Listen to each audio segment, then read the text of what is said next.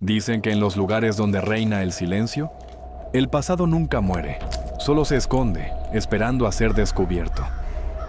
Entre los campos vacíos de Wisconsin, hay una casa que aún respira en la memoria de quienes escuchan el viento. Una casa donde el tiempo se detuvo y donde el amor, la fe y la locura se mezclaron hasta volverse uno solo. Esta es la historia de Ed Gein, el hombre que convirtió el silencio en su refugio y en su condena. Ed Gein nació en 1906, en un pueblo pequeño donde los inviernos se sentían más largos de lo normal. Su padre, George, buscaba calma al fondo de una botella y encontraba respuestas que no lo sacaban del cansancio. Su madre, Augusta, era la voz que ordenaba, rezaba y juzgaba. Fe de hierro, mirada que no perdonaba. Ella dividía el mundo en lo puro y lo impuro, en lo que debía querer y lo que debía temer.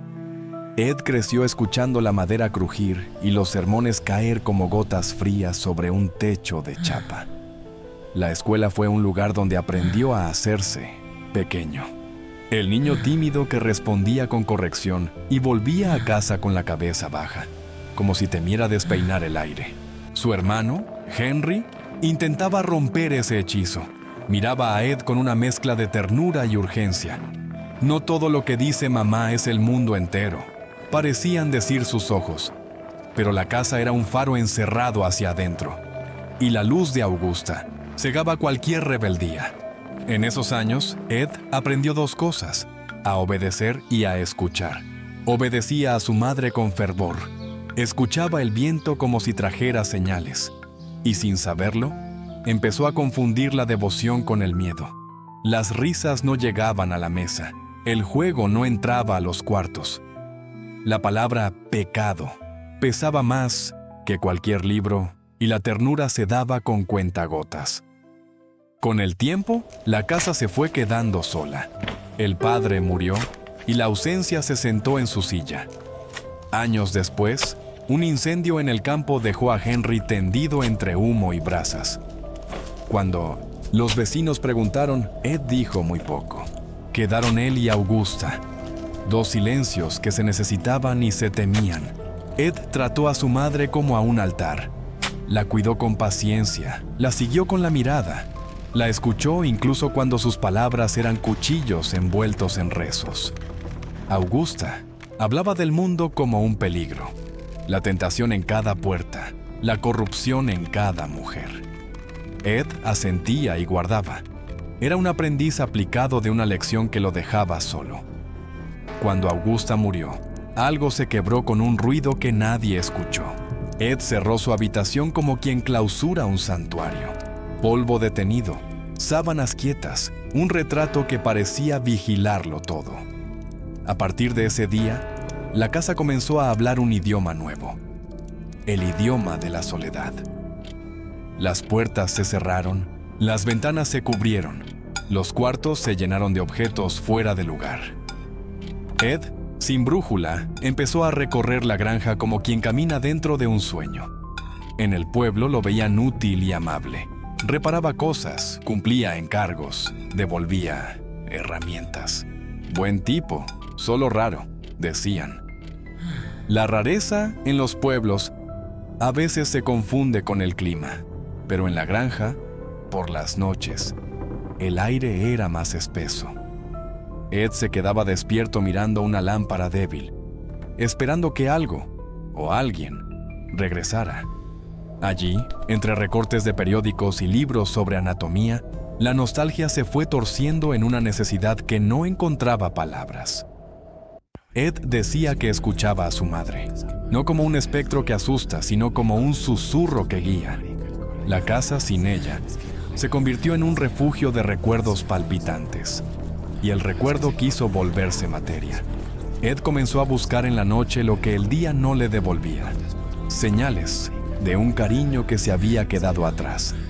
Caminó con linterna pequeña, pasó cercos, entró en cementerios. Lo que empezó como un intento de aproximarse al pasado se convirtió en una artesanía del dolor. Dentro de la casa, el silencio tomó forma. Había lámparas que daban una luz diferente, sillas que crujían como si guardaran respiraciones, guantes extraños, pantallas que dejaban una sombra tibia, y máscaras. Máscaras que colgaban como retratos del silencio, rostros quietos que parecían mirar algo que los demás no veían. No era odio, no era venganza, era añoranza convertida en gesto, amor torcido queriendo encontrar un rostro conocido. Med habló alguna vez con mujeres mayores del pueblo, la tabernera Mary Hogan, la ferretera Bernice Warden, con una torpeza tímida que mezclaba respeto y temor. No hubo novias, no hubo besos. Hubo un anhelo sin nombre, una devoción que, sin guía, se extravió en los pasillos de una casa demasiado grande para un solo hombre. Mientras tanto, la granja envejecía en voz baja. Afuera, la nieve caía con paciencia. Adentro, el polvo marcaba la hora. Ed sobrevivía entre rutinas y ecos, como si el mundo fuera un reloj descompuesto que de vez en cuando acertaba la hora. El 16 de noviembre de 1957, la mañana en Plainfield tuvo un vacío raro. La ferretería de Bernice Warden no abrió como siempre. En el libro de ventas quedó escrito un nombre que cualquiera reconocía: Ed. La policía siguió ese rastro sencillo. La patrulla entró en la granja y el crujido de la puerta sonó como un aviso. Adentro, las linternas cortaron la oscuridad y revelaron un mundo que no cabía en los informes.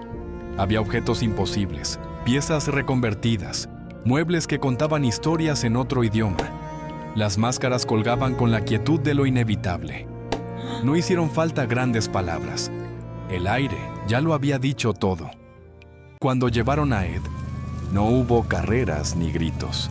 Habló con la calma de quien enumera las tareas del día. Dijo que escuchaba a su madre en sueños. Dijo que no quería hacer daño, que solo buscaba verla de nuevo, tocar el recuerdo y devolverlo al mundo. Los agentes se miraron con algo más que miedo. Era desconcierto. Era la sensación de estar frente a un abismo que no se parecía a los de los libros. El pueblo, entre la nieve y el murmullo, entendió a medias lo que pasaba. La granja, un tiempo después, ardió. Algunos lo llamaron accidente, otros alivio. Pero el fuego solo consume la madera. La memoria, en cambio, se queda pegada a las paredes invisibles del lugar donde ocurrió algo que nadie sabe nombrar del todo. Ed fue declarado no apto por un tiempo y más tarde juzgado por asesinato. La sala tenía ese silencio áspero que deja el cansancio.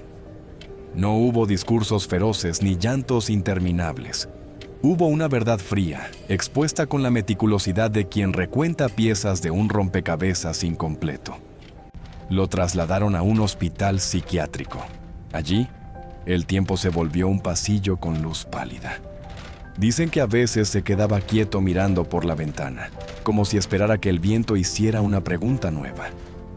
Murió en 1984, sin cámaras, sin multitudes, con el sonido lejano de un carrito de hospital y la sombra blanda de una tarde que no apuraba a nadie. Pero su historia no terminó donde termina la biografía. Cruzó océanos de celuloide. Inspiró ficciones que aprendimos a temer. Norman Bates en Psicosis, el monstruo de La Masacre de Texas, Buffalo Bill en El Silencio de los Inocentes. No son él, pero beben del mismo pozo, el de la soledad que, sin contención, se deforma, el del amor mal entendido, el de la casa que se vuelve una mente con habitaciones cerradas.